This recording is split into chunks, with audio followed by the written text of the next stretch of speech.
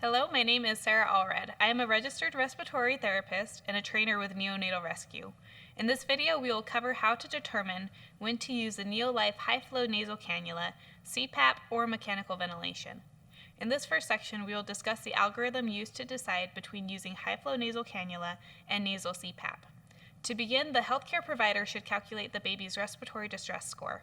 If you have questions about calculating the score, please see the respiratory distress score references provided in this module. If the newborn's respiratory distress score is greater than 3, consider initiating CPAP. If the respiratory distress score is less than 3, assess the baby for grunting. A grunting baby should be placed on CPAP. If the baby is not grunting, count the respiratory rate. If the respiratory rate is consistently above 80 breaths per minute, CPAP should be considered. If the rate is less than 80 breaths per minute, assess the baby for retractions. If the baby has no signs of retractions, continue to monitor without initiating therapy. If the baby has moderate or severe retractions, CPAP should be initiated. If the neonate has mild retractions, check their nostrils for nasal flaring. If you notice nasal flaring, initiate CPAP. If the baby is not nasal flaring, consider beginning use of the NeoLife high-flow nasal cannula. Now we will cover how to determine if the neonate needs CPAP or mechanical ventilation following delivery. It is important to note that the neonatal care and resuscitation should be provided immediately after birth as needed.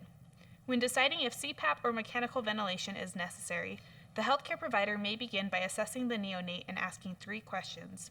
1. Is the baby breathing? 2. Is the baby's heart rate above 100 beats per minute? 3. Is it within 10 to 20 minutes after birth?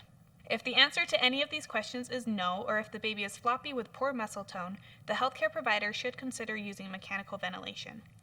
If the answer to all of these questions is yes, the healthcare provider may then calculate the neonate's respiratory distress score.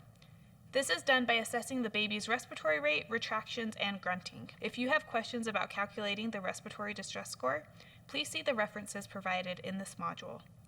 If the calculated score is less than 3, the baby should be monitored without the use of CPAP every 15 minutes for at least 2 hours or until the neonate has stabilized.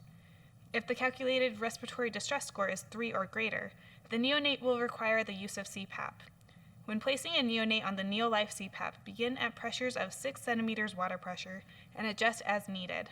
The neonate should be monitored every 15 minutes for the first 2 hours or until respiratory distress is resolved.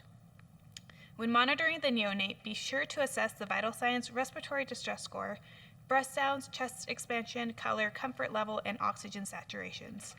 The findings may be recorded on the newborn monitoring sheet for future reference. Thank you for watching this video on when to use the NeoLife ventilator.